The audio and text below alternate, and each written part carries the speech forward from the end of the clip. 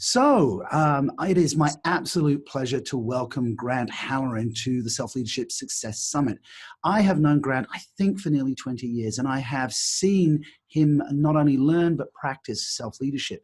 And he has spent a career as a serial entrepreneur, working particularly in IT, and he is now a high-flying Silicon Valley tech executive right on the cutting edge of marketing, IT, the algorithms of artificial intelligence, which will pan out our future. And so I want to interview Grant because I know he's going to have some very interesting things to say about his own journey of self-leadership and how self-leadership is going to be important in the future. Thanks for being with me today, Grant.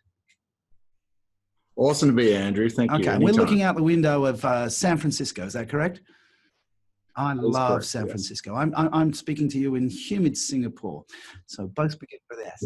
So, Grant, if you wouldn't mind, share with us, your journey of self-leadership. How you have applied that to your own stellar success. Well, as you say, Andrew, 20 years ago we met, and I think I was a lot younger guy, so I won't age myself, but I was in my 20s, and I'd already started a company, and so I always had a lot of ambition and a lot of self-belief. And I remember when I first met you, I think we connected a lot around this idea of self-leadership because, I was always on a quest for more knowledge and a quest to kind of learn more. But I didn't probably have the language or the sort of mental models for how to go about that.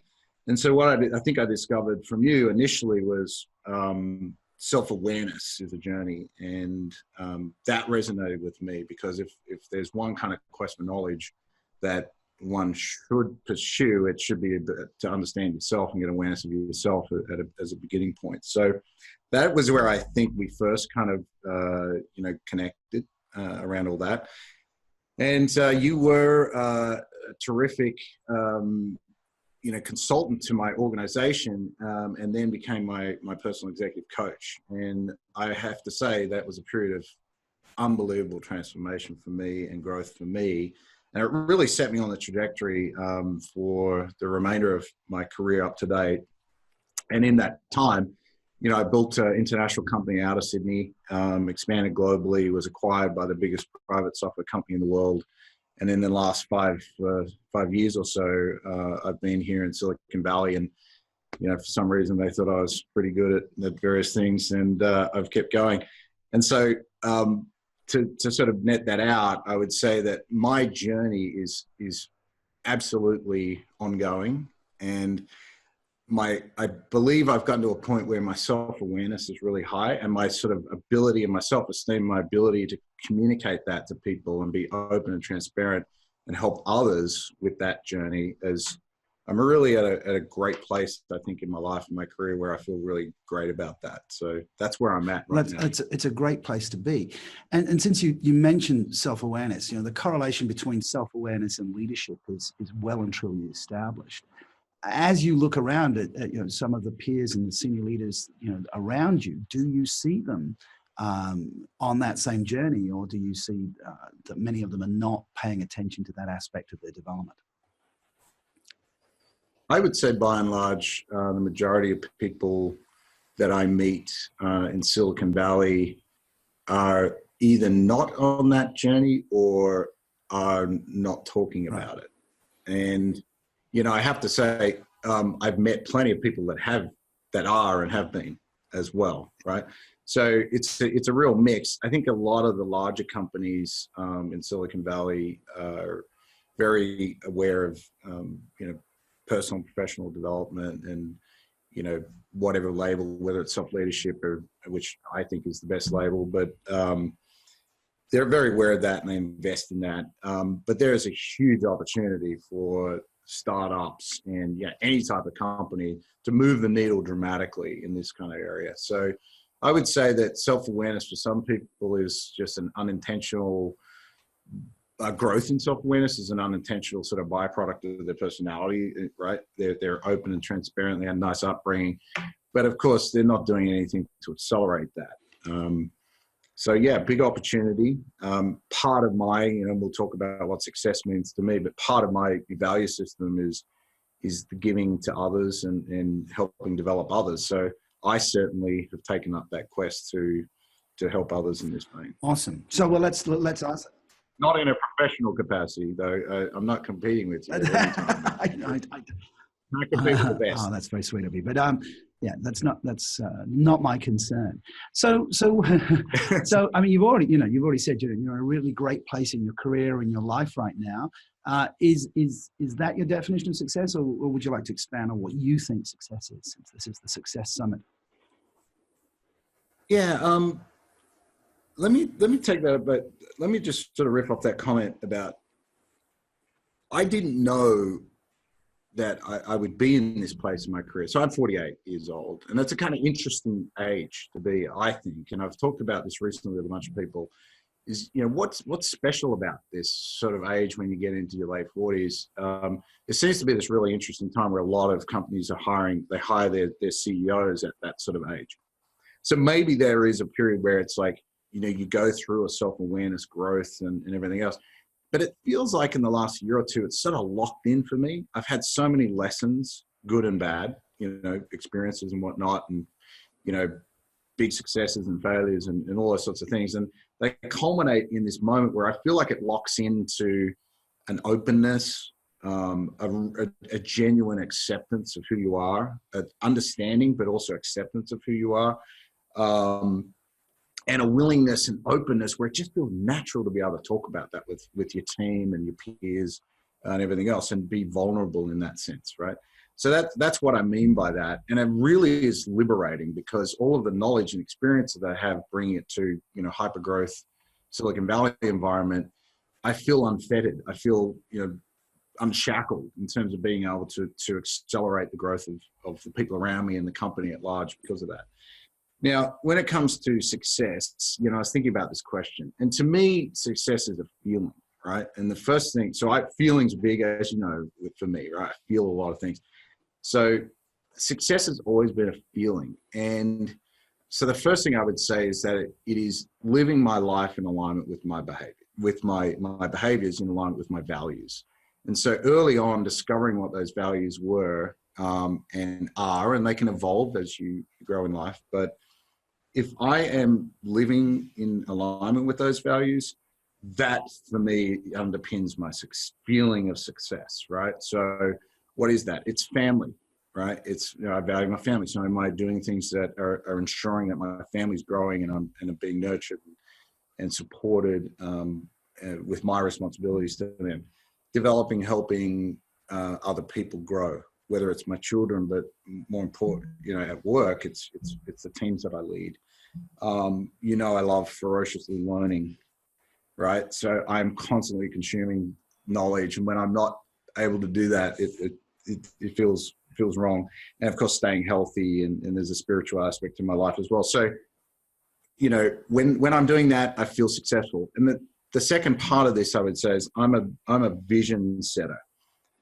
More so than a goal setter. I set goals, and we can talk about rituals at some point, but I'm a vision setter. And actually early on in my executive coaching with you may recall there was a moment where we did a coaching session where we really looked at, vision setting, and use some powerful techniques that you use with me.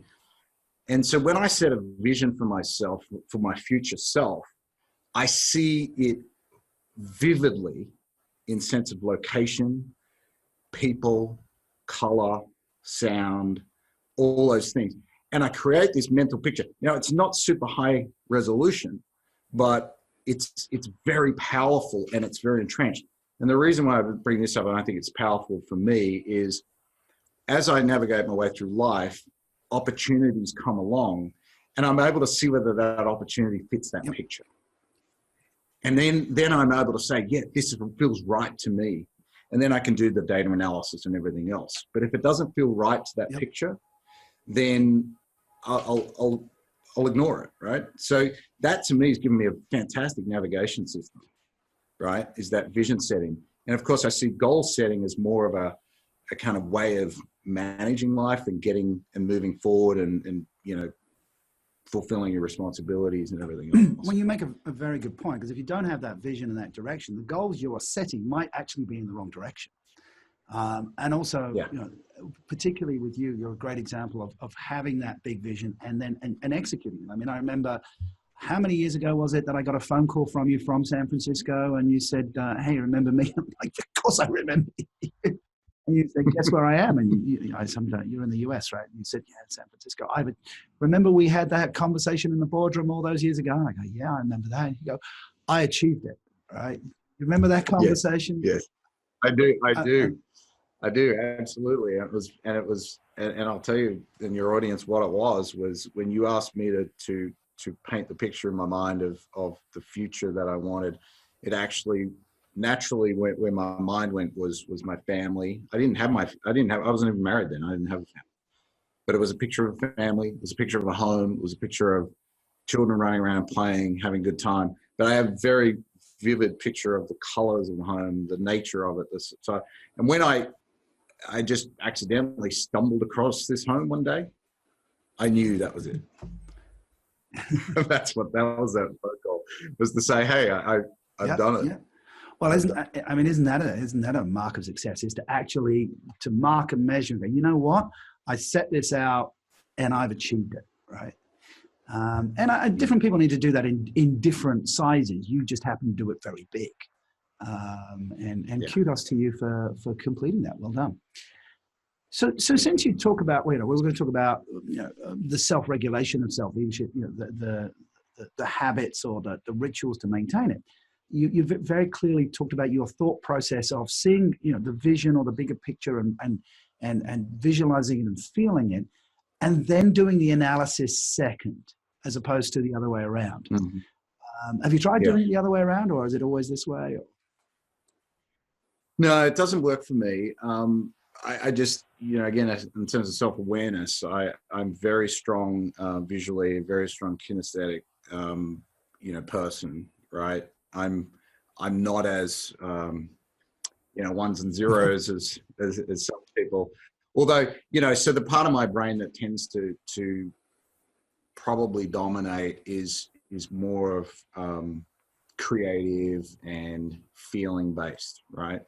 So I have to go through that for it to feel comfortable to me. And then what I've learned over the years is to augment that with analysis.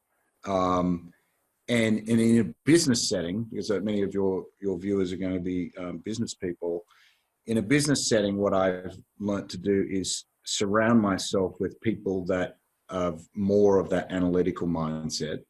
And when I feel good about something, whereas when I was younger, I would probably rush into it, very confident, this is going to work. Now what I do is say, hey guys, go and do the analysis, build a business case, think about all the risks, help me understand what we need to do to make this successful, if even we should do it in the first place. So I've learned how to do that with my wife, more on the personal side, and I've sort of built a team and continue to build teams around me that augment some of those characteristics in myself. I interviewed somebody who is a trader, and I was really curious about the trader's mindset. And something he said, and I'll give you the number in a moment because I want to ask you your number first. What % certainty he needed before he went ahead and made a trade, right? So you've had the visualization, you've had the feeling. All right, you send your people off to do the analysis in the business case. What percentage certainty do you need before you move forward with confidence? Yeah, well, see, that's really hard for me to answer because it's tough to translate the feelings. If I had to know, I would say it's probably something like 60% or something. It's like, because part of my personality is I over-index to my confidence, right? So I will go ahead and I will feel great about something and I back myself and everything else. So I don't have to be that far over 50-50 to say, let's go at this. And I'm incredibly, not incredibly, I'm good at persuading people and that this is a great idea and then going, yeah, let's go do that. So Um, so I think I have a responsibility not only to myself and my stakeholders in my career, but my employees and everybody else, to make sure that I balance that out with that kind of more careful analysis. Very good. Well, his number was 70. And, so if he's, because the danger is the paralysis of analysis. And particularly in the way that the world is moving so fast right now, we don't have time for the full analysis. But if you're 70%, sure of something, even if that doesn't work out, if you're always 70% sure, if you keep doing enough, the odds are still in your favor. Absolutely. And I think that there's a life lesson for the way traders do things as well, in terms of measure your bets. Yeah. So if you were doing 70, you're taking 70%, probability gambles, you don't want to bet the whole house on it. So you got to test and learn. And so as a marketer, as a professional marketer, I mean, a lot of the things we do are test and learn based, right? So if you say, oh, let's go and do a $2 million campaign. Well, let's do a smaller one for 200,000 or 50,000 and get some data and measure it, because we have a thesis, but we need to test and get a little bit of data to support the thesis before we go and throw more money behind it. So I think that's a really good method by which people can balance their desire to move forward all the time, is test and learn, have that sort of mentality. And balancing that with the extreme confidence, as you said, you're very good, you get enthusiastic, you're very confident, you make a great case, and then people want to follow that idea or go with that idea. And that the fact that confidence is really key to success in business. Would you agree? Absolutely. So I'll give you an example. We at OmniSci, where I am right now, we decided we were going to launch a new cloud-based version of this very, very high-tech technology that we have. And we would have been the first, and at the time, we were going to be the first in the world to do that. Very, very technically complicated, cross-functional project, probably 40, 50 people across the company. So very complex in terms of human dynamics and everything else. It was probably about a 9-month project. We gave ourselves 8-9 weeks to get it done. And so when we decided to pull the trigger, what was really important was the way that me and the other leadership showed up in terms of bringing that confidence. Like now we've crossed the Rubicon, right? We must be confident and project that confidence to the team. And we did actually, without people knowing it, I actually used quite a few techniques that you taught me, neurosemantics techniques back in the day, where I would ask them, to see the future and pace out to it and look back and see what are all the things we need to do and what resources do we need to deploy to make it happen. And it was transformative to the way that they would mentally think about the challenge. So that's a good example. And I think a really easy way for people to understand this is, you think about any elite performer, say in sports, if you run onto that field, even though all the odds could be against you, the opposition's a bigger team, a better team, faster, they've got a winning record and you've got a losing record. You run onto that field thinking, well, we're going to lose. You've already lost, right? Probabilistically, you've lost, right? So even though all the odds are against you, you must have a mentality of confidence and we're going to win, because that's the only chance that you have. Well, you have first. And that's right. So once you pull the trigger on something, you've done all the analysis, you've got to go at it like you are going to win. Well, you have secondhand experience of that. I mean, you're married to an athlete. Absolutely, yeah. and elite athletes have tremendous amounts of confidence, trust me. All right. So I mean, this is absolute gold for anybody in the leadership position, but I want to pivot a little bit now to the future, right? So since you are on the cutting edge, right, working in the area of data and analytics, which is hashtag ironic because you're such a feeling person, right? And yet, you absolutely work in the field where people can visualize the numbers. Well, maybe it's not so ironic. Maybe it's just a beautiful fusion. Where is the future, and how do we need to equip ourselves to be successful? I mean, with self-leadership being the practice of intentionally influencing our thinking, feeling, and actions towards our objectives. What do we need to do in terms of influencing our thinking, feeling, and actions in this brave new world that you are, you are at the cutting edge of? Yeah. So firstly, I would say that the future is already here, in the sense that a lot of what we experience every day at work, in our private lives, in our consumer lives, is already driven by algorithms and artificial intelligence, right? So, for the biggest companies that people interact with every day, Google, Apple, Facebook, 5 of them, Amazon and Netflix, everything they do is driven by algorithmic science and artificial intelligence. They are light years ahead of the rest of industry, frankly, and the technology industry by and large is trying to catch up to those executing companies. But it's already happening on a daily basis now, and this is an immutable trend, and it's an accelerating trend. So the industries that we operate in are going to be fundamentally changed, and there's lots of literature out there that people can go and read. McKinsey produces really good papers on this that they make available to anybody to read. That said, is it all doom and gloom? No, it's not, from 2 perspectives. One, I'd say as industries evolve, there are going to always be winners and losers, and they're not as easily apparent as people think. So think about autonomous vehicles. Everyone's saying, well, autonomous vehicles are going to destroy trucking. There are 10, 15 million truck drivers in America. Right? How's that going to change? Well, actually, trucking is booming right now in America. Because of why? Because most people buy all this stuff on Amazon, and the truck drivers are the ones that are benefiting. So logistics is booming right now. In the longer term, it may change, but we don't know exactly when that inflection point will be. To your question about what does it mean for us in terms of self-leadership, I have 4 children, and I think about this a lot. I think about my success in the IT industry. So, you mentioned, like, we're at the vanguard of some really amazing new technology. It's been in the market for 2 years. So it's really early days, but it's cutting edge.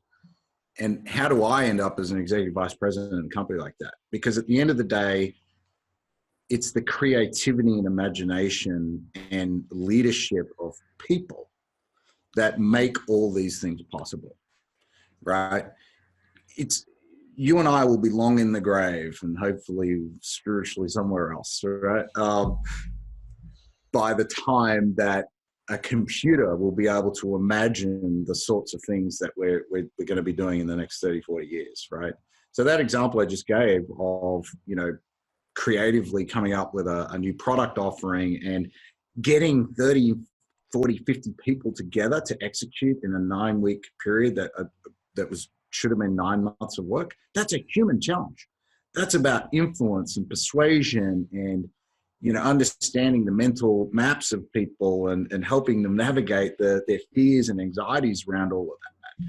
So the future in the next 50 years, and I don't think this is new, I think it's accelerating. The future leaders of all industries are people that exhibit self-leadership better than anybody else. And this is what gives me so much comfort when I think about my own children. And, how I equip them for the future is all about their ability to relate to others, their ability to understand others, ability to realize that, the map is not the territory, right? And that everyone's running a movie in their mind, and your ability to understand that movie, reflect on your own movie, be the CEO of your own mind and feelings, is what's going to set you apart from other people in business. And that's going to enable you to rise up, if that's what you want, to rise up in your career and be the best you can be.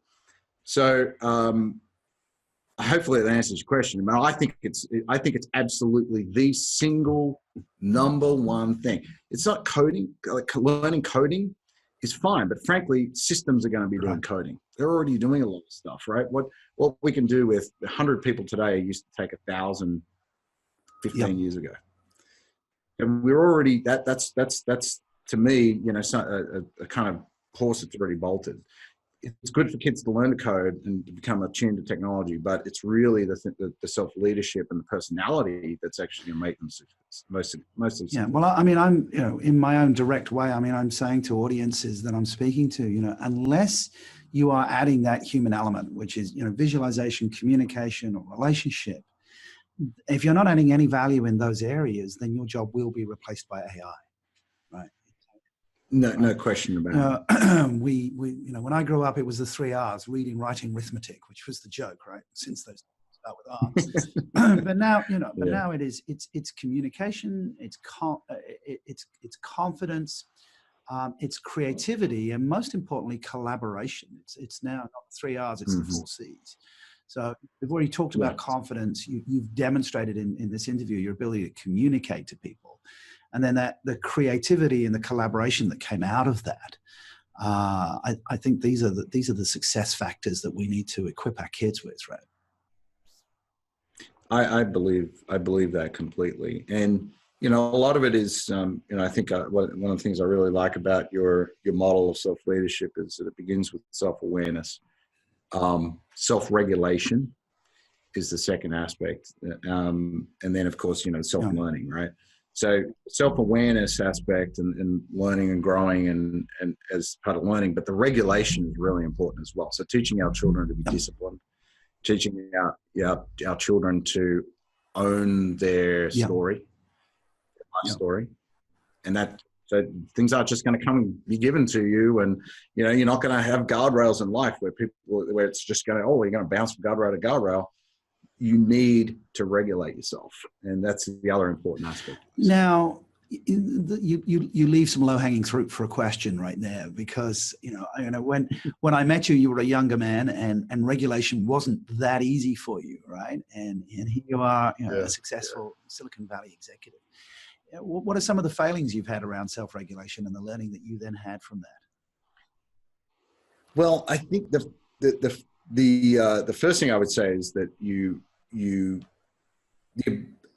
need to regulate changes through time, right? So, and I think a lot of it's got to do with the level of responsibility that you have to others. So I think when you're a teenager, you don't think anyone else exists, and then you go out, you get through college or university, and then you go to into your 20s. And I was I was a pretty successful guy in a banking career, and then left that to start, one of the first internet software companies in Australia at the time. And my brashness and my confidence was over-indexed. Let's put it that way, right?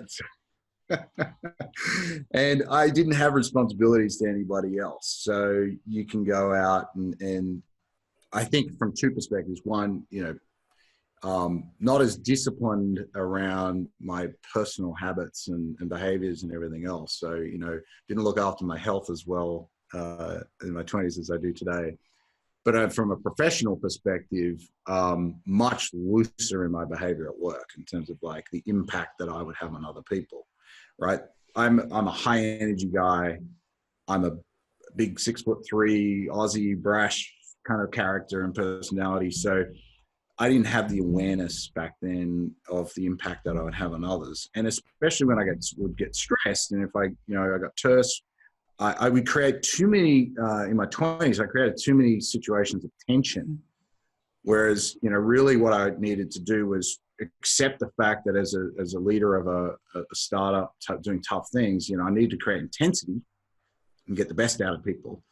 But you can't create tension, because that then, paralyzes people, and they don't grow and develop and do the things you want.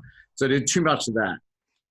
So as I honestly, and I mentioned earlier, I think the catalyst for me was to change was getting into my early 30s, meeting you, accepting coaching, right? Saying, yeah, coach me, help me. I had a big failure, as you know. One of the businesses I started was a multi-million-dollar failure.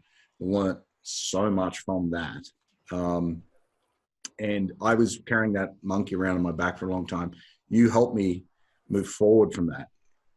I remember the day you said, "Is today the day you're ready to let it go?" And I said, yes. And that was a pivotal moment in my career. Had stratospheric results immediately coming out of that. right, for the next few years, and then end up selling the company here in America. So I think it's part of that journey as you get more self-awareness and more responsibility. In combination, you naturally have to self-regulate better. And my personality, because I want to win and I learn about values and alignment, meant that I became much stronger with regulation. So today I have, I think, very powerful rituals and habits and routines that keep me grounded and keep me self-regulated much more than I did in my 30s and my 20s. Okay. The challenge of being a coach, particularly because the meeting we're going to have for this particular summit, of course, is the internet, and everybody wants the instant results. My CMO for this project is saying, Andrew, I need you to give me, videos. Here's the problem. Here's the solution. Of course, and my biggest struggle for that is I say, well, no, prescription without diagnosis is malpractice.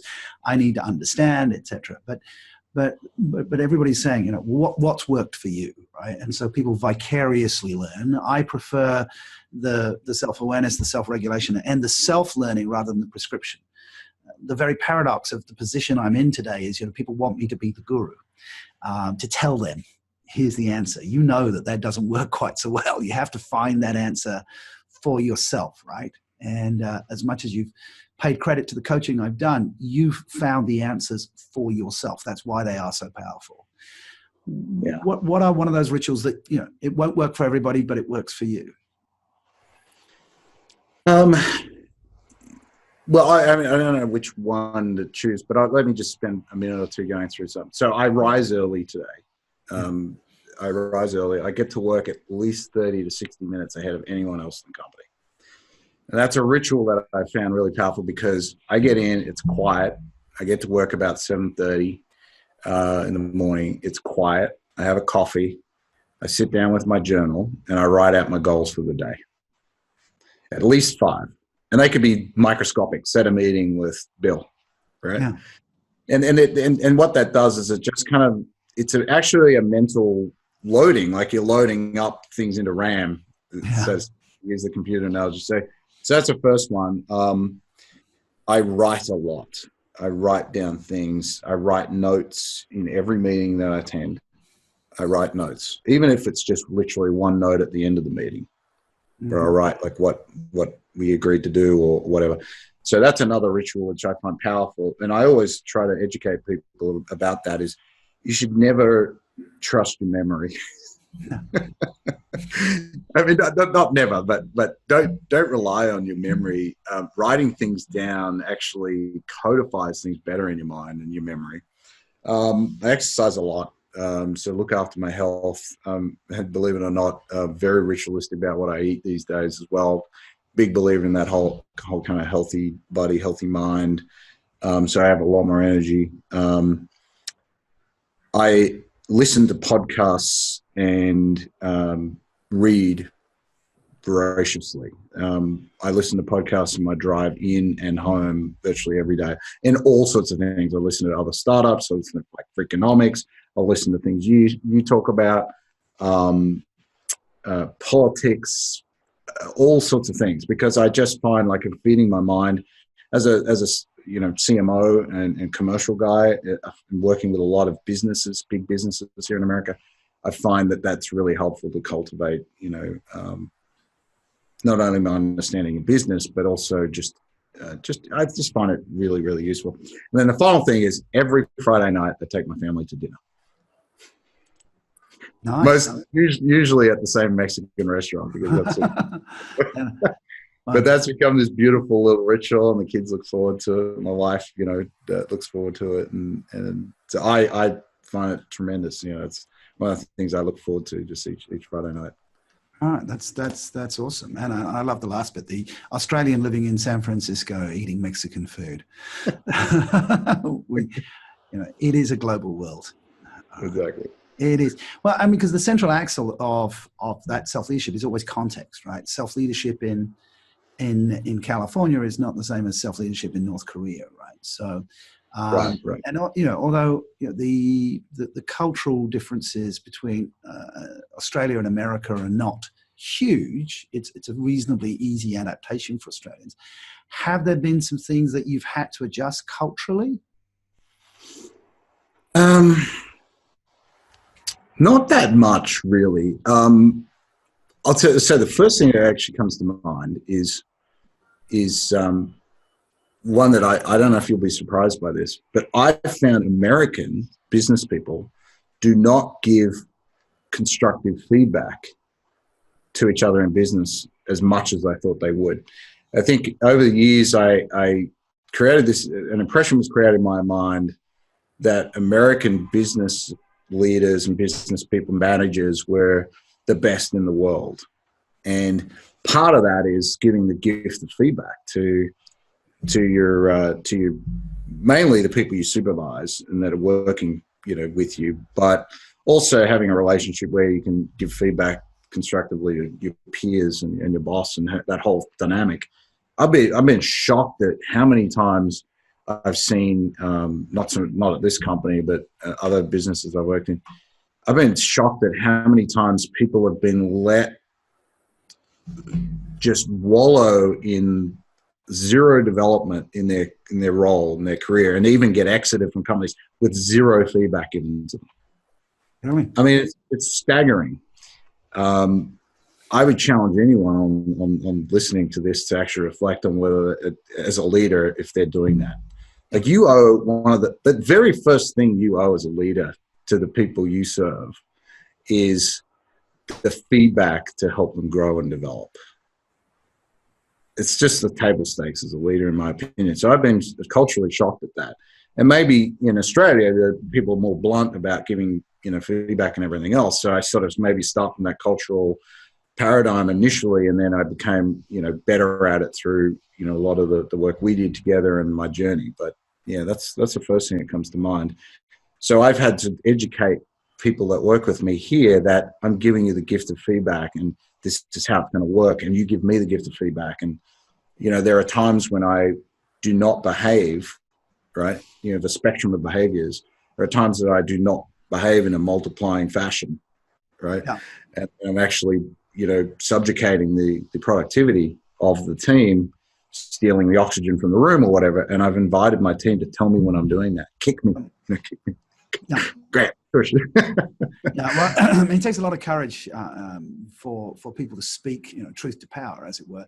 But if that power creates the environment, as a coach for 20 years, I would say even the best leaders I've coached only make 7 or 8 out of 10 good decisions.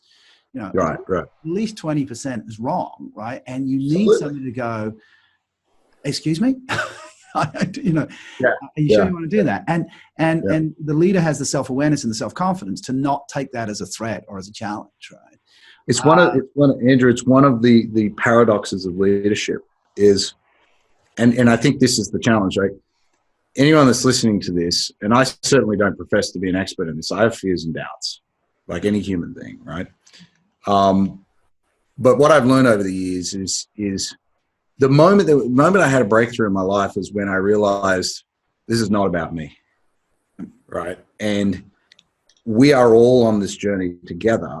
And so I'm going along, I'm imperfect. If I can, through quality conversations and exhibiting this to my team, give them the invitation explicitly and implicitly that we're, by admitting where I made mistakes and apologizing if I behave wrongly or whatever, then all of a sudden it frees up the team to be able to give you that feedback, and it invites them to ask for feedback from you as well. And acknowledging that we're all imperfect, like employees that work with me, that everyone has some weaknesses. Yep. And we talk, individually, we talk about what they are and we try to develop them and everything else. And I talk about my weaknesses as a leader and what my conversely strength. If you can all have that, that's powerful, incredibly powerful. It's not about, so you almost got to try to be the CEO of your own mind, step away from it, do that meta thinking and say, I'm just a vessel in a way that's going through, and if you can depersonalize it. So if you have, clients of yours or people that are interested in what you teach, if they don't have that confidence, that's actually a root cause that's going to subjugate them as a leader. Yeah. Find the confidence, face those fears, and then try that with your team. And I think, you'll find something magical starts to happen. Fantastic. I mean, that's absolutely gold there. And you've beautifully summarized the journey, whether it's self-leadership or you're, going back to old texts like the pillars of self-esteem, is that when we are comfortable with ourselves, we're open to communication with others. We're not vulnerable. It was interesting listening to you talking at the beginning, and there was a question I thought about asking was, with your boundless confidence and being 6'3", and the challenge that working in Asia is people would perceive you as arrogant, right? Right. And because then people misunderstand arrogance. People often accuse people of being arrogant because of their own insecurity. Yeah. And yet what you've just shared there is, your vulnerability is in the true sense of the word, true humility is, hey, I'm imperfect. Yeah. But I've still got boundless confidence. And I think you've embodied that in a fantastic way. So thanks for sharing that. Yeah. Pleasure. Yeah. So absolute gold there. Thank you very much, Grant Halloran. And we'll be processing what you've shared. And I hope people take that on board. Thank you very much for sharing on the Self-Leadership Success Summit. Awesome. Thank you for inviting me, Andrew. All right.